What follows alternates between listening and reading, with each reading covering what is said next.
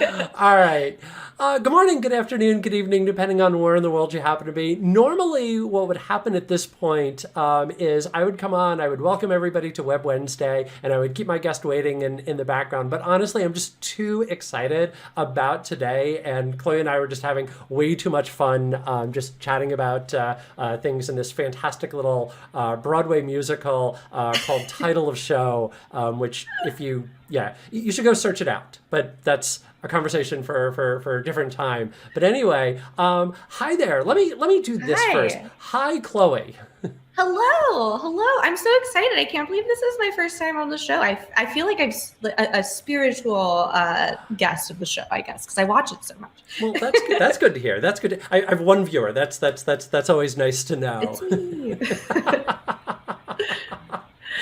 So yeah, so today is going to be a little bit different. That normally we chat about like some web tech or something like that. We're certainly probably going to have some web tech conversations, but today instead is going to be much more focused on probably one of the most common questions that I get asked, and I certain it's one of the most common questions that Chloe get asked, which is some variation of how do I get into or what about this and so forth for people that are thinking about getting into the industry, are just trying to get started in the industry or maybe in it for about a year and trying to figure out, okay, well, what should I do? So it was like, all right, well, let's answer those questions and let's do that on camera. And so when the idea was floated out there, I'm like, the perfect person for this is Chloe. Like, there's just Oh. nobody else.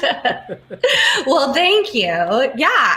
Would it be helpful if I kind of like explained how I got here, how I'm sitting Absolutely. here? Yes. Because it's strange. I think it's important context to give because, like you said, like people are always asking me, especially during the pandemic, or as I like to call it, the panini. How do I get started? How do I learn to code?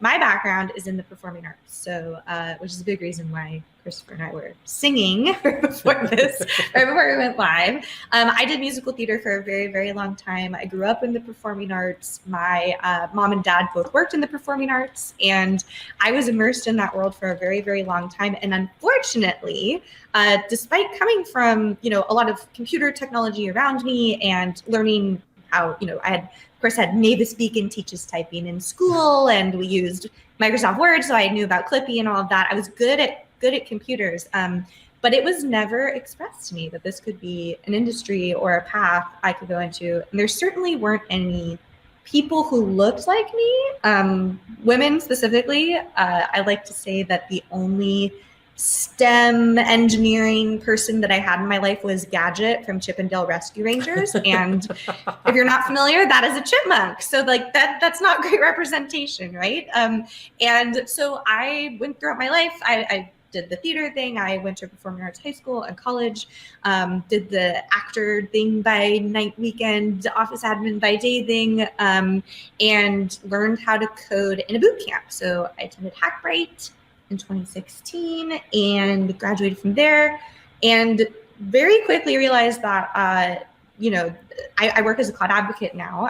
But I realized that this industry of developer evangelism, developer advocacy was a really interesting blend of my technology skills and all these skills that I had in my previous life of performing arts. So I'm here to say truly anyone can code. Like I used to tap dance. I was the back end of a cow in a musical once, and I'm here working at Microsoft today. So if you're out there and you're thinking like, I don't know, maybe this isn't for me. Like, if you have an interest in STEM or technology, like truly there's room for everyone. Anybody can learn to code. I feel like there's a book title in there somewhere of from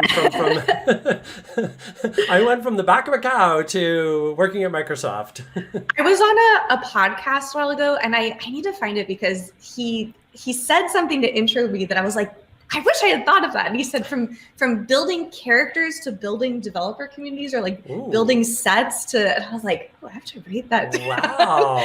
But there truly is, like, of course, when I first started in this industry, I was thinking, well, there's going to be nothing applicable from my previous life as an actress as applied, especially because I did musicals. I was like, other than, I don't know, channeling my inner Elle Woods from Legally Blonde, working in the corporate world, I'm not really sure how this applies. But I found that like all of this experience that I've had, and I should also mention, like, y'all can check out my LinkedIn if you want to have a really fun, evening experience later. You can look at. Hello? We're back. Oh, you are. Yes. Okay, perfect. Oh, Give me 1 second here, because otherwise hear people you. are going to give me I want that. There we go. And I want. There we are. We're back. We're back.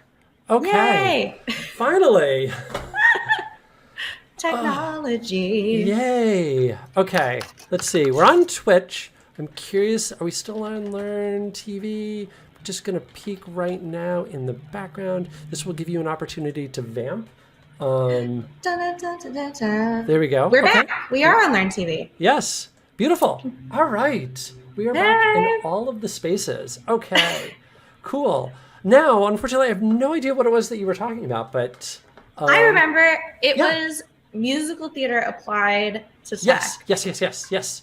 I was like, okay, and what am I going to do? Tap dance while I whiteboard? Like, there's no freaking way. I mean, it would definitely get their attention for sure, but I thought, I'm putting that in my past. I don't have to think about anything I did in theater again. I'm starting with a fresh blank slate. But now that I've been working in the industry for a while, I use pieces of my theater degree, of my experience as an actor, even just being able to present comfortably and effectively engage with people and to get a point across.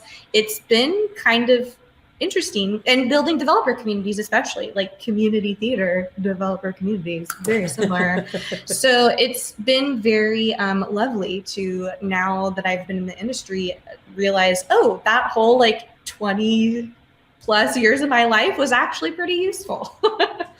Absolutely. It's funny to hear you mention about doing a presentation, that I've long believed that if you're doing a presentation well, you're doing a presentation, like you're delivering a performance. And so I do sometimes think that, I've got some, buried deep down inside of me, some like secret wish to have been, an actor or a stand-up comedian or something. And so I really do try to channel a bit of that energy, because you have to make sure that you're not only just conveying information, but that you're keeping the audience engaged, which obviously, is very much what you're trying to do when you act. It's so I feel that it's such an important skill that is so undervalued in tech. And I say this as someone who obviously came the opposite way. Like I came into tech a lot later, but it's very fascinating to me. I used to give this keynote. I gave it at Live 365, I guess 2 years ago now. That's called The ROI of LOLs. Credit to my boyfriend for the name of that talk. But it was all about the importance of entertainment in technology. So specifically, if you've ever heard of memory hooks are basically these triggers in our brain that help us remember things. And sometimes that can be a song or something that's funny or emotionally draws you in. So the examples I love to give are Sesame Street. I mean, like, we learn all of our numbers and spelling and everything from color and sound and everything like that. Mm-hmm. People like Don Draper, if you've ever watched Mad Men, when they deliver a presentation and it's very emotional, like that is another kind of memory hook. And then I think personally my favorite memory hook is comedy. I if you follow me on Twitter, I'm always just tweeting really bad dad jokes and puns. And I try to bring that into all the things in the technology that I do, because Azure functions are cool, but aren't they a little bit cooler if you like incorporate a fake boyfriend into it? Or like, hey, cognitive services, let's slap some Mario Kart on there and see like how this works. And I think especially working with students, because I should also mention I work on the Next Generation Experiences team with Christopher here. And I think a big part of getting students engaged and interested in computer technology and STEM, and a big reason why maybe I wasn't super engaged, was it didn't seem, well, I guess it wasn't exposed to me that it was an option. But if someone had said like, hey, come over here and check out this like really cool, like, I don't know, use IoT to make a robot, I would have been like, yeah, tell me more. Absolutely. So the more fun you can have, I call it the spoonful of sugar technique. Like if you are having fun while you're learning, you're not only going to learn it better, but you're going to remember it, which is the most important part. Yeah, 100%. Like before joining Microsoft, I spent many, many, many years as a tech trainer. And I firmly believe that if I could get my class laughing, then I had them. Like now they're actually learning, now they're actually paying attention to me. And on top of that, like you said, like now they're having fun. And it was one of the biggest reasons why I kept getting asked to go back to certain training centers and so forth, was because of exactly that people would show up, they would learn, but they were also just having a really good time. And that's what you want. So yeah, I could, absolutely stand up, Ben Stein style and teach you the rote economics, but nobody's going to actually be interested. Everybody's literally just going to be, laying on their desk, drool coming out of their mouth, because it's boring if you try to do it that way. So making them laugh, giving them another reason to stay connected. That I do an awful lot of weird references, and that does become a little bit of a challenge when I travel outside the US, because of course, believe it or not, there are countries outside the US. There's actually, pop culture and outside actually, the US. Comedy does not play well in the UK at all. I'm a UK citizen. I have a passport there, and I learned that the hard way. Like audiences, even if you go to a West End, which is their equivalent of Broadway, they clap at different times during shows. They laugh. So like it's fascinating culturally, like exactly what you said. Like you engage people and connect with people so much differently depending on what audience you're in front of. Yeah, exactly. And so if you're like trying to bring those little references, it obviously then doesn't work. Or like you said, just like cultural differences definitely wind up coming into play there. And so there was something else that dawned on me earlier, and something tells me that you're going to agree with this, is probably the best thing that I ever did for my presentations for my training career was I took a series of improv classes. That if you're at all familiar with comedy sports, they've got a handful of them throughout the country, but they do little improv classes, and so I did a series there, and it made me such a better presenter because it forced me to just like think real quick on my feet. Even just like that basic yes and, just to keep things moving is so important, because you'll try and tell a joke and it will fall flat, or you'll try to explain something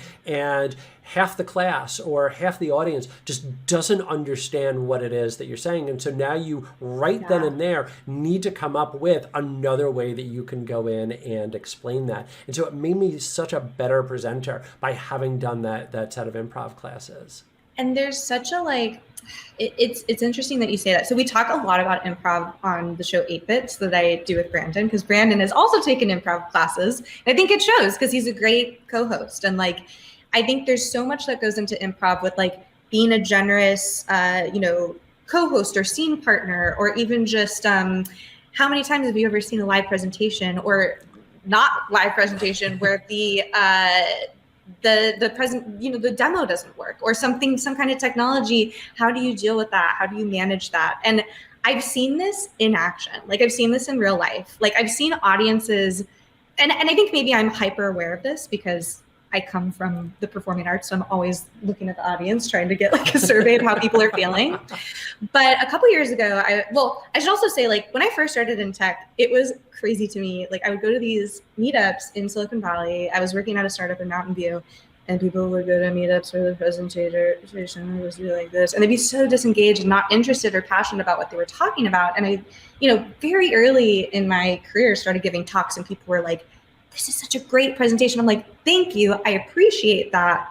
I have been doing the presenting thing a very long time." So basically how I sold myself as a junior, candidate when I was out of my boot camp, had just learned to whiteboard and code, I knew that these developer advocate candidates coming in, their tech experience was here, but their public speaking experience was down here. And I was the opposite. And that's really how look, you're not going to find another technical person. You have to fill in my gap backwards, but I think I'm a worthy investment. And I think, at the end of the day, that really proved useful. Like it really, if any hiring managers out there are listening, like hire non-traditional background candidates. Like they're some of the best. It's not like you're hiring just some junior, who's never worked before. They have a whole wealth of experience behind them. But I should also say, I vividly remember I was at a talk once, and it's important, like you learn things in improv and acting classes, not only about how to act and how to improv, but how to work with your audience. Because like the audience, when you give a tech talk or if you do a musical or if you're doing improv, the audience is a participant in what you're doing as well. And a lot of your, you basically know if you're doing well based on your audience, right? Like be it viewership or are people laughing? That's been a hard thing for me during the Panini is how do I know if people are enjoying themselves? I actually really miss a live audience for just to see the nodders in the audience, who are just kind of like, shout out to every nodder out there. But I was watching this talk in Boston and this guy he got on stage and oh my gosh, it was a death sentence from the beginning because he was like, I'm really sick. Like he prefaces the whole thing by being like, I'm really sick. I apologize if I'm really sick. So like right out the gate, just, okay, cool, dude, it's fine, And I don't know about you, Christopher. I know that we both have ADHD and we both are very sensitive to like interaction and stuff. It is my biggest pet peeve in the world when I'm at a talk, and thank goodness I haven't had to do this for a year. And someone goes, turn to the person next to you. Oh no. I'm like looking for the exit sign, getting away. So 2 strikes on this guy, right? Like he starts out saying, prefacing that he's sick, and he's like, it wasn't turn to the person next to you. It was, shout out this answer if you know it kind of stuff too. Like that stuff is just really difficult for me because I like to just disappear in the corner and not have anybody pay attention to me. So it was so fascinating watching this guy's talk because he was, coughing, sneezing through the whole thing, being very, belligerent to his audience, being like, okay, and what is the blah, blah, blah? Come on, you guys, speak up. Like was getting angry at us. And it was in the moment, it was awkward. And I wanted to get out of there. But looking back on it, it was such an interesting lesson on like, you need to treat your audience well, like, or they're going to not want to be there and leave. And it really says something to me. Like of course, not everybody is going to come in and have the bells and the whistles and the confetti and the like doing a tap dance for everyone while they present. But just the smallest amount of like, thoughtfulness towards your audience to like make them comfortable and make sure that they're comfortable learning is so important. Yes. And I love that I'm seeing more of it, but we could stand to have so much more of it in this industry. I agree completely. And it's one of the things I remembered when I used to do a lot of presenting full time was what I did, and so frequently I would hear I can't believe you're technical because of the fact like I was that outgoing and that I had that. I had a good delivery style, and it was because they were very used to exactly what it was that you were talking about, is somebody who's just getting up there and is either just very rote or doesn't know what to do, and so they're literally just like beating the audience into submission, and are really surprised when they're not when they're not following along. There was somewhere else I wanted to pivot from there, and halfway through my sentence, it left my brain, and now I can't. Oh, there was something else that he did that I definitely wanted to call out, which, if you're ever going to do a presentation, don't ever do this, is don't ever get up on stage and immediately start downplaying yourself. Like, yes, there's a certain level of self-deprecation and self-deprecating humor that works, and it's something that I will absolutely do. But if you get up on stage and you're immediately going, I'm sick, or you immediately go, I really don't know the product, or like anything like that, what you're not like setting expectations, like you're not setting yourself a low bar to make it easier for yourself to clear and make the audience like you. What you're really doing at that point is you're in a lot of ways just telling the audience, hey, I'm not going to do a good job. Don't pay attention. That's really what you wind up saying there. And so like to start out with the I'm sick, which, side note, if you're sick, stay home. Yes. If we've learned nothing else over the last year. But don't get up and do that, because you're going to destroy your presentation right from the start. Well, I think it's honestly, it's wild to me that I use used to and still give a keynote on the fact that, entertainment is important and that we need to have fun. Like, I think that's crazy, right? That there's a keynote needed in this industry where it's like, it's okay to have fun. But it's okay to laugh. It's fine. But in my presentation, I had this slide that was like, engineers are people too. They like to have fun. And I think we seriously forget that all the time. And I feel very lucky that I work with students now. And I feel like there's a little bit more creative space to have a little bit more whimsy and fun and tongue-in-cheek stuff with students, especially to get them engaged. But I think about this all the time. Like, I watch a lot of cartoons and did a lot of children's theater, and so much of it is like flashy colors and songs and all of this stuff that keeps you engaged. And I'm willing to bet that as adults, like, we're on our phones all the time. Like, the minute, like, we who among us has not looked at Twitter while we're in a meeting, right? So I think about that a lot when I'm presenting topics and when I'm teaching technology topics, that like, it's not even just a fun thing for them to be engaged. I know that if I don't do this, they're not going to pay attention, because that's just how our brains work, right? So I think that's even important when you're designing technical content, or like creating a blog post, or if you're doing something big like a workshop or a tutorial, that so much can be like keeping in mind, like, you don't have to put like a GIF every 5 seconds or something like that, but just your passion will shine through if you're passionate about it. But like, making that extra effort. So if you're scared of public speaking, or maybe that's not something you're very good at, highly recommend investing in taking the time to like Christopher said, take a class, watch other speakers. I think you can learn a lot from watching other people present too. But it's honestly, I think it's been one of the most valuable skills, above programming, obviously, to get my job at Microsoft, because to be able to like build developer communities, like is a very, people do it in all different sizes and shapes and flavors of it. But I think like there's ways to have fun and do this. And I feel very lucky that Microsoft lets me do that. Absolutely, and I want to highlight one real quick little thing here. Then there's a perfect question.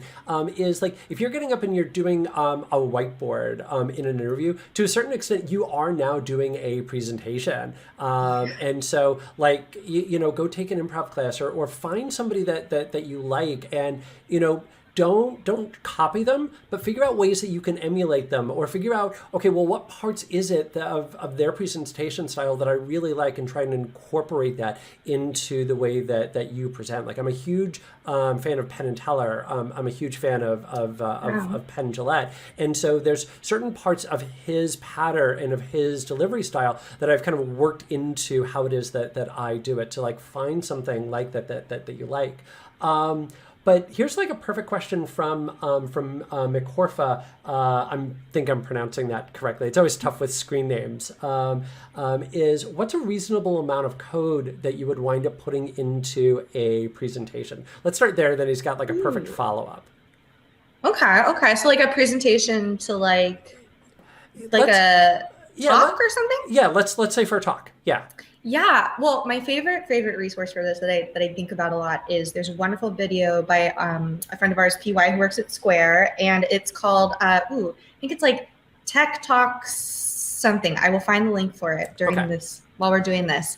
But it's basically a how-to on how to make good presentations and tech talks, and it's all about like, hey, here is too much text for a slide. Like, I actually have stolen a lot of the info we put in there about like, you can put a bunch of code on the slide and then highlight it, like as you talk about the different pieces of the code to tell the overall story. And like, sometimes it makes more sense when you're talking about a certain thing to just have an image on the screen, so people are paying attention to what you're saying. So there's a lot of interesting tricks that I've found. You never want a slide, and he has a great example of this in the talk. I'll find it right now.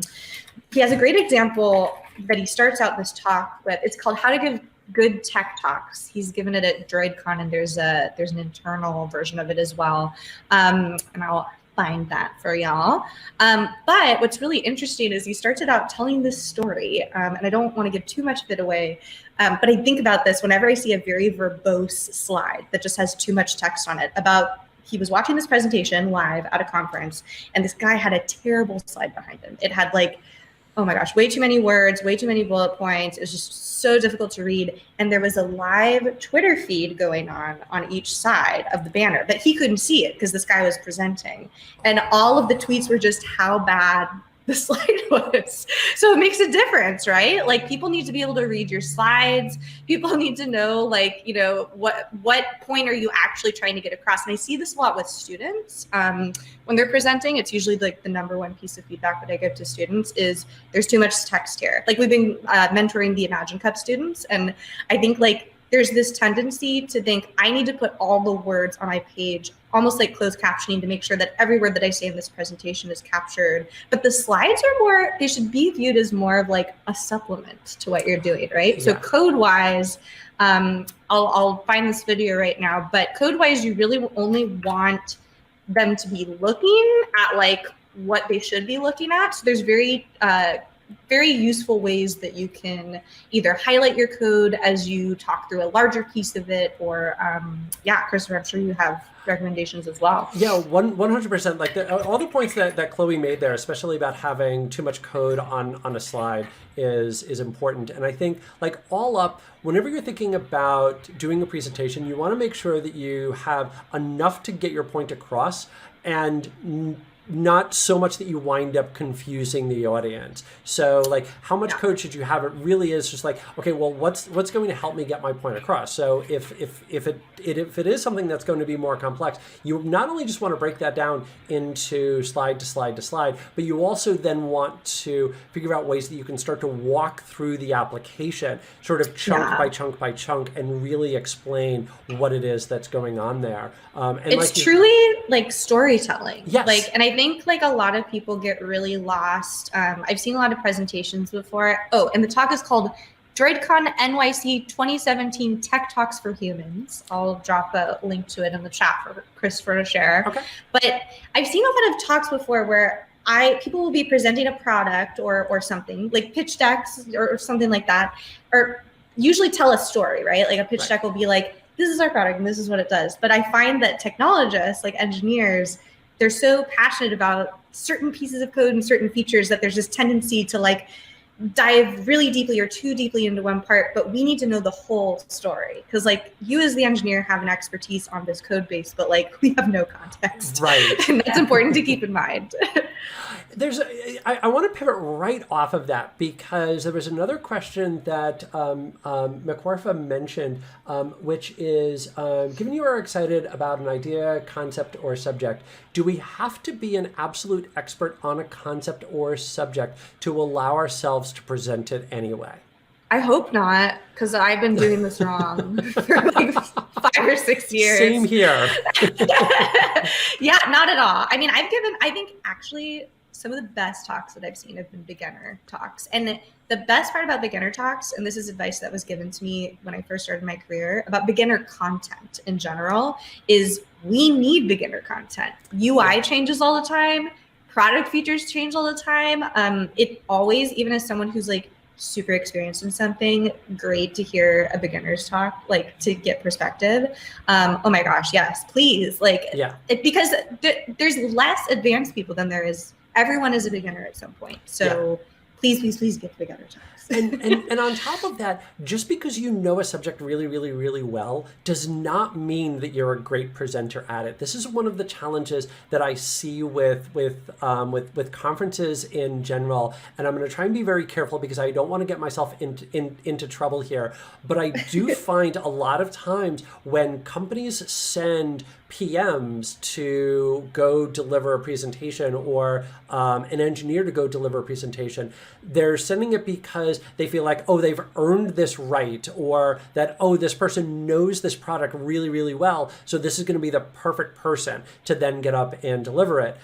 They're not. Like, knowing a product versus being able to explain a product, these are two different skills. They can absolutely exist inside of the same person, but those are two different skills. And so I would much rather listen to somebody who's delivering, maybe even a talk that's a little bit beyond them. So maybe they really only know a product about 200 level, but maybe they're delivering a 300 level talk. If they're a good presenter, I'm much happier listening to this person than I am the person that knows it to a 400 level, but is, trying to deliver to a 300, but they're just putting me to sleep, or they're confusing me because of the fact that they just can't explain it really well.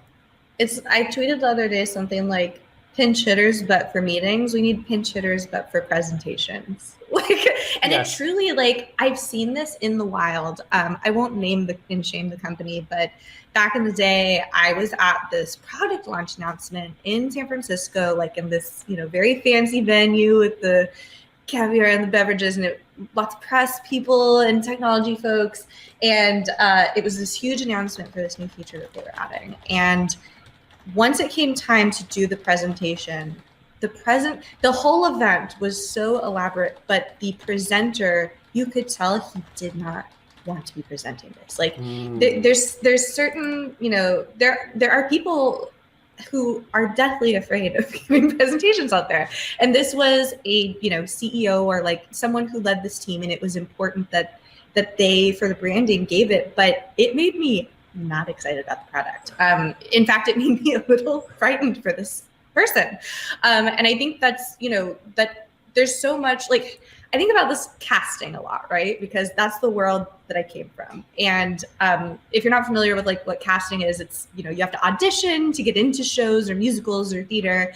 And, here's the thing, we all have different, expertise and specialties. I am not a dancer. In fact, I'm a terrible dancer. And if someone called me up and was like, Chloe, do you want to be in a chorus line? I'd be like, do you want to lose money on your show? Or is this a comedic version of it? Because I cannot dance. But I know that about myself. And I think that's very important that if you recognize these traits in yourself and you're like, you know what?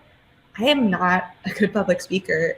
It is something that you can work on, and that luckily, there's a lot of resources out there that you can identify that. But it always makes me casting, I think, when you're presenting something, making sure that you put your best foot forward, or put the right player in, a baseball analogy, right?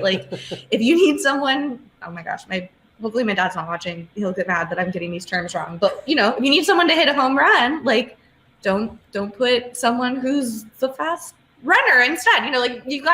There's people who are good for different jobs. And I think, it's good that people get experience, but you got to think about these things all right, we are going to present this technology.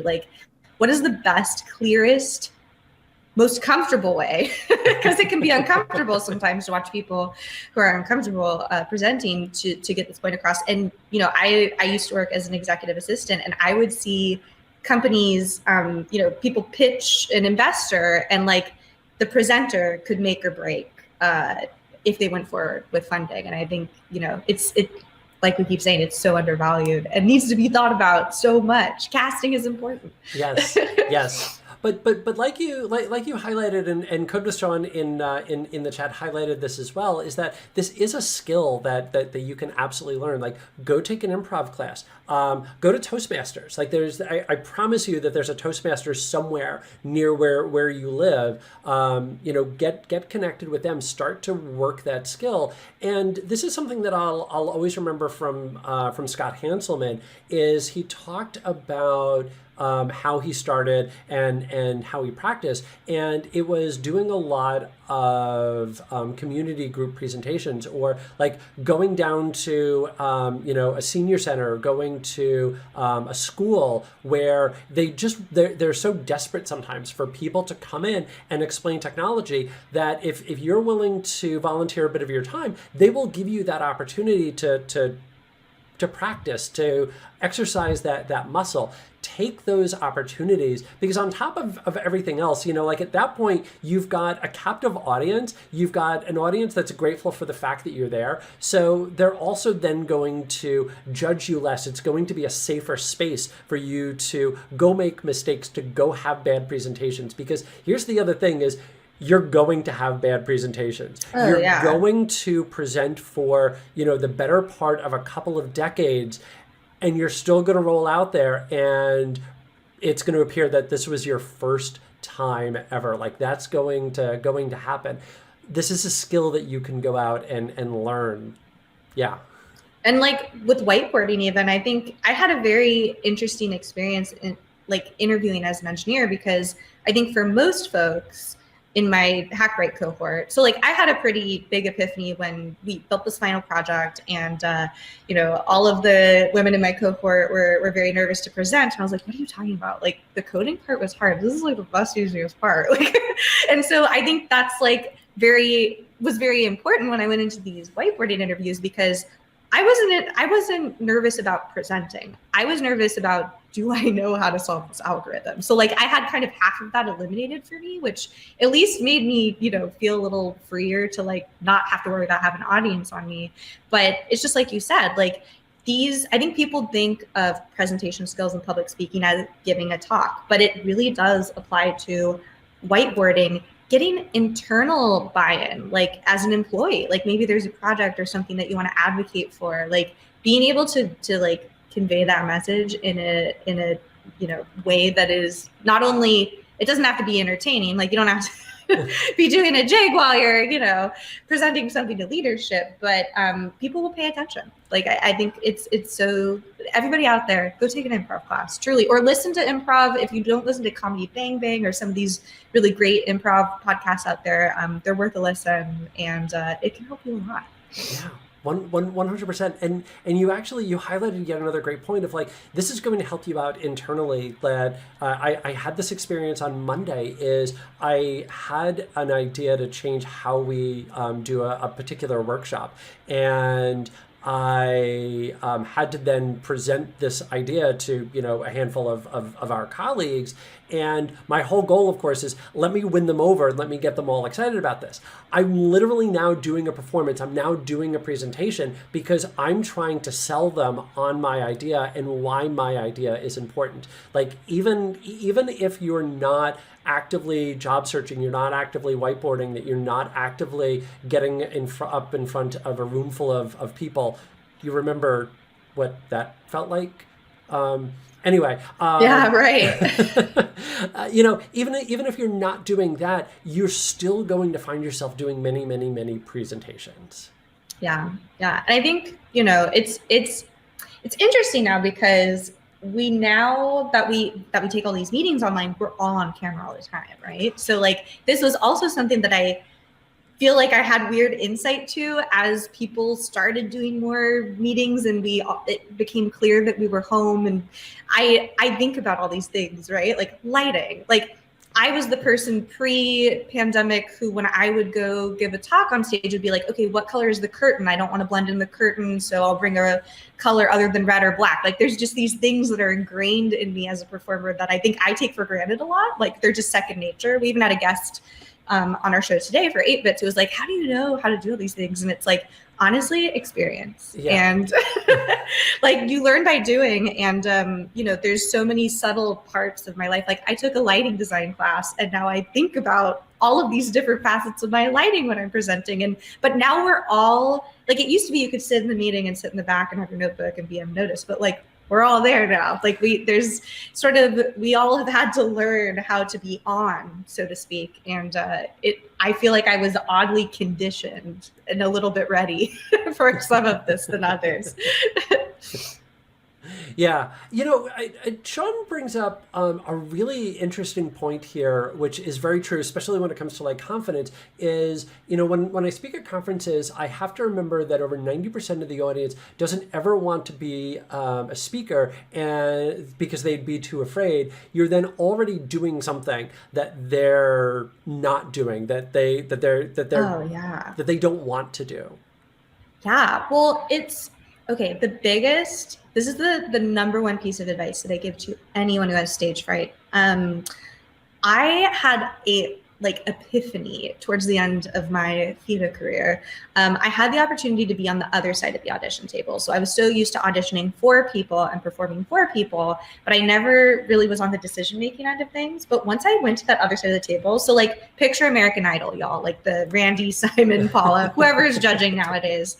I got to be on that side, and I realized, oh, I want every single person coming through this door to be good. Like, I don't want anybody to be bad. And that triggered something in me that made me realize, and made me a lot less afraid to do public speaking or perform in a show or audition, which was like a great skill. That's basically an interview for an actor, if you're not familiar. But I realized, like, when have you ever sat down for a presentation? First of all, you bought a ticket to that event. So like you're never performing in front of an audience that's held captive, unless maybe you're at an all hands or something and people have to be there, right? But like all of those people watching you want you to be good. Like, unless you have some nemesis out there, which like maybe, you know, explore that, figure out what's going on there. Or if like it's American Idol and we like want some that's part of American Idol, right? That like there's some bad people on there.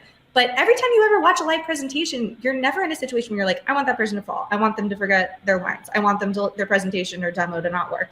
And I think that's important to remember as a nervous person is literally no one here wants me to fail except for like maybe some villain that like has it out for me.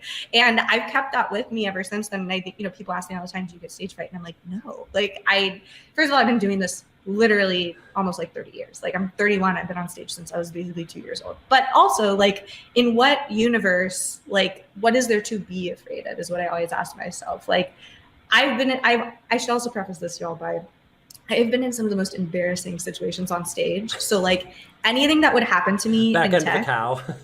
oh my gosh, back into the cow. I would say Shrek the Musical, still having a little bit of green makeup on my face and the hands, just so many things. I've had my dress rip on stage. I'm at this point now where I'm like, oh, the worst thing that could happen is my demo doesn't work. And then I have to kind of like figure out what to do, which always have backup video of your demo. Another tip out there. But that I think is so important to keep in mind is like the audience wants you to do good. They came to your talk. They decided to see what you're doing. So always keep that in mind if you're feeling scared. Absolutely. Although I have to admit, it was interesting to hear you say that you don't get stage fright. I still do even today get some level of stage fright. Now, granted, a lot of that is situational. So if it's like the first time that I'm delivering a particular presentation, I will get stage fright. If, you know, depending on like the size of the audience, I will get stage fright. But I'll still, like, to this day, get a rush every single time that I like turn on the cameras. Like every single time that it's, you know, good morning, good afternoon, good evening, depending on where in the world you happen to be. Like I'm still getting a rush. And I still have like a little bit of nervousness that's like hanging out in the back of my brain. And I try to do my best to really just like steer into that energy and to try to use that to, you know, to really then bring more energy into my presentation, because the audience will reflect whatever it is that you give to them. And that's, you know, even more important when you're doing an online presentation. And it's, you know, like you mentioned, that if you have an audience, it's generally speaking easy to figure out how you're doing, because you've got people right in front of you that are either, you know, nodding or laughing or yeah, exactly, you know, doing whatever it is. I always love I always love when there's a person that's typically sitting up in the front row, and all that they really want to do is just be a cheerleader. Like they they're literally just up there rooting you on. I'm like, I love that person. That person needs to be like in every presentation that I do. But anyway, they're always going to reflect back that energy, and that's especially true when you're doing something that's online, especially because, again, you really can't see what it is. And when you're online, it's so easy to go, oh, okay, let me go look at Twitter instead. So I try to channel that and really just use that to bring more energy into my presentation. Okay, I did lie. I did get super nervous once. And it was recently. In the last year, I was so starstruck, Christopher. I got to ask Bill Nye a question. It was literally 5 minutes on screen, but I was shaking. Like, so like, I will admit, it does, I think maybe I get very starstruck around people, maybe, but like, or not even, but that was the crazy thing, right? That I couldn't get over. I was like, it's just a video. It's not even like, I need to chill out. But I think I totally agree. I mean, I think especially when I give a new presentation, and I have ADHD, so I've likely made the slides about an hour before I've completed them. And I think there's so much of that, like channeling that, you know, turning that adrenaline into like positive adrenaline can really like fuel you out the gate to like help get you there. But it really is, it can feel sometimes, especially with a big audience, like back in the days where we would give presentations to people in the same room, it's sort of like I use it almost like my jump start into it, like jumping out of the plane kind of energy. Absolutely. And, one thing that's definitely worth highlighting is the rush that you get, especially when you know that you've nailed a presentation. That part never gets old. Like, that the day that I stopped getting that rush, the day that I stopped getting that adrenaline, that dopamine hit after I'm done delivering a presentation, be it online or in person or otherwise, is the day that I stopped doing this. Like, it's a fantastic feeling, and there's nowhere else that I know of to get that type of, for want of a better way to put this, like a legal high. Like, that's really what you're looking for there.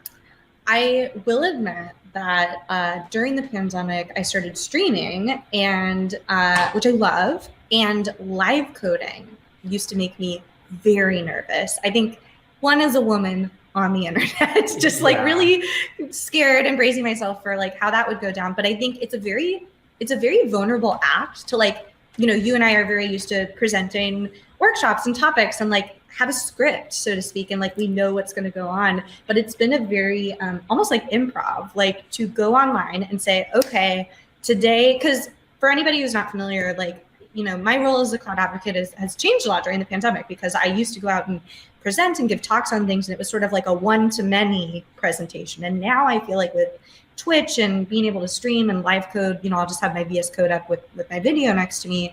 It was sort of this like rebellious act, like, and I was kind of frightened because I was like, what if I go online? Because we've all coded before, and some days are great, and then other days you want to throw your computer out the window because, oh my gosh, like, am I a programmer? Why is this not working? Maybe most days you want to throw the computer out the window. Yeah, truth.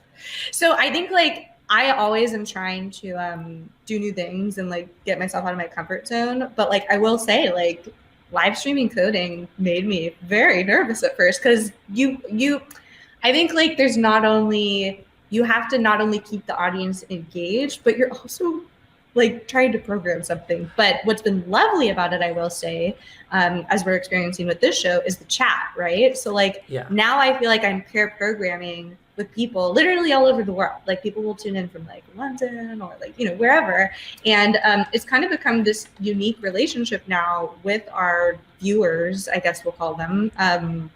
Is that it used to be this situation where it's like, hi, I'm Chloe, and I'm going to talk at you for 45 minutes with 15 minutes of questions, and then you can line up afterwards and talk to me. And I really, I don't know if we'll ever go back to that. We'll see, because I'm really, really enjoying how many people I'm able to interact with online. So if you're looking for a way to kind of get your feet wet, maybe with presenting, try streaming. It's pretty close to the same thing. I wish I could just see people like laugh. I guess that's what emojis are for, right?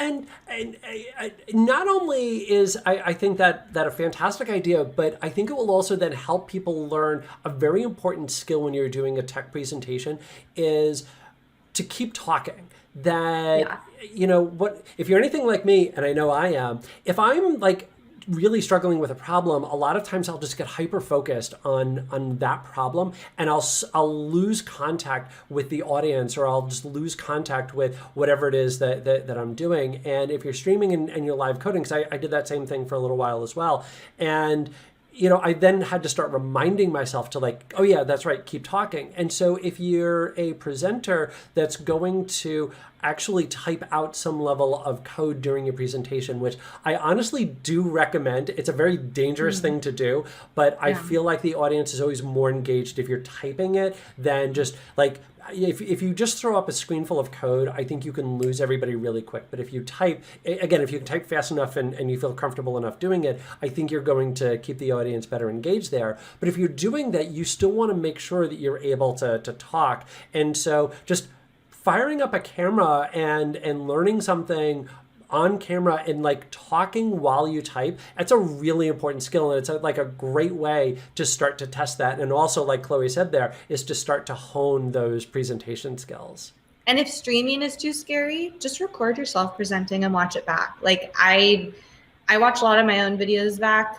Trust me, not because I'm obsessed with myself, because I need to learn from them. Like I will watch things and be like, ooh, I really liked how I did it that, but I didn't like how I did that. Like it's kind of a really cool, unique thing now that we have. Like we didn't have this 20 years ago. It's very, very easy to now record yourself and immediately, provide feedback on it for yourself. So I also recommend that for giving a presentation at work.